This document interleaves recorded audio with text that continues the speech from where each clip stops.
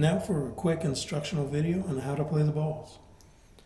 First of all, when holding the ball, it's important not to put your thumb on the side of the ball because that's going to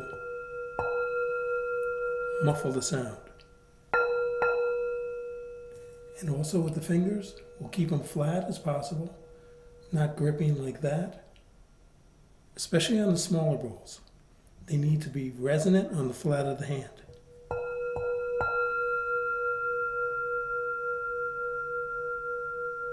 Because if we grab it, there is no more sound length of tone. Two ways to play the ball are with the leather side of the stick or the wood side. The leather side produces a smooth fundamental sound. The wood side gets a high-toned harmonic, and if you want to isolate the harmonic, you can do it with the wood side. And then bring it down again for the fundamental tone with the leather. So we have two tones generally that we can play on the balls. The fundamental and the harmonic. And be sure to keep those fingers flat. You can hold the stick in the middle, kind of like writing a pen with a pen, and at a 20-30 degree angle to the edge, as you can see here. If you go like this, you're not going to get a sound. And only go as fast as you need to produce the sound. You don't have to whip around the bowl like that.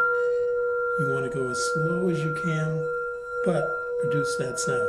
If you go too slow, the sound won't happen. But if you pick it up, go at just a nice, decent pace to get that nice, beautiful sound. Same thing with the leather.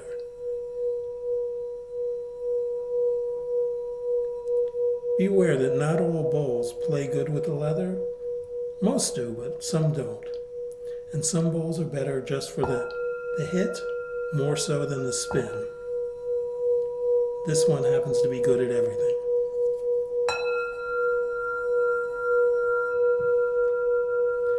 Now for a general description of the ball, we have the side of the ball, of course the diameter, and the bottom with my name on it, and the interior. Sometimes you'll have designs inside and out, sometimes plain. But you want to go for the sound. A nice clear sound and a robust sound is best. And something that lasts a long time.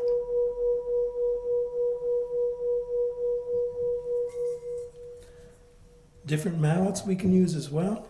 Like with an easy reach mallet, this is a harder mallet on the head for more pronounced upper tone. And this is the long mallet so you can reach bowls further away from you. You can get the same similar sound hitting with the leather on the stick, or a high-pitched sound with lightly tapping. And you want to tap at an angle if possible, like that, and very lightly. You don't want to slam the ball, because you could break it. You can also use on a small ball like this. If you need portability, a tiny little mallet like that will work just fine. And will produce a slightly different tone than the bigger mallet. And if you want to go to a huge mallet, some bowls that will work on and some bowls not. So I have to hand hold this one for the big mallet to work.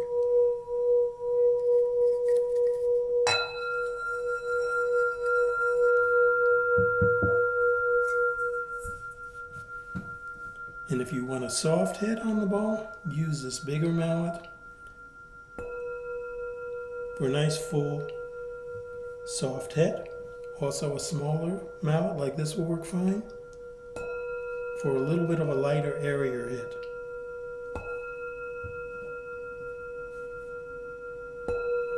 And this mallet brings out the lows more. Another way to do it is to use something like this mallet, and this is red wool.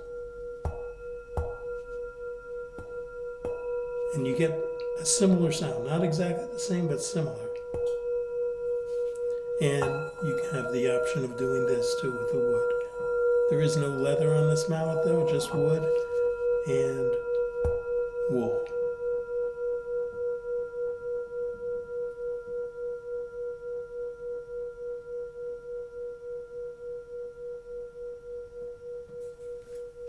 One more thing. If you play your bow on glass or wood a lot, such as in a yoga studio, these steady rings will really hold that bow firmly, so it won't move or slide or anything.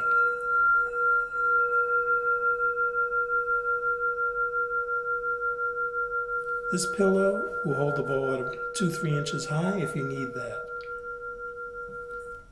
And this will stabilize the bow on any surface. And also are very portable. You can, if you have a lot of bows, these won't take up as much room as a lot of pillows.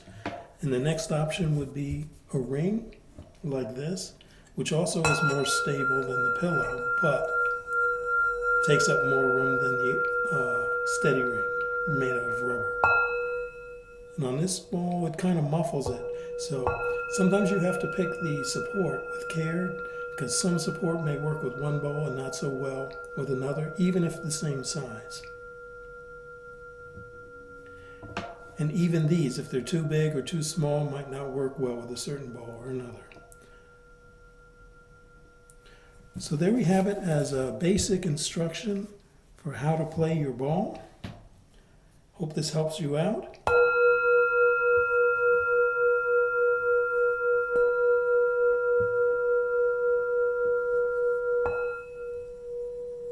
And we'll see you next time.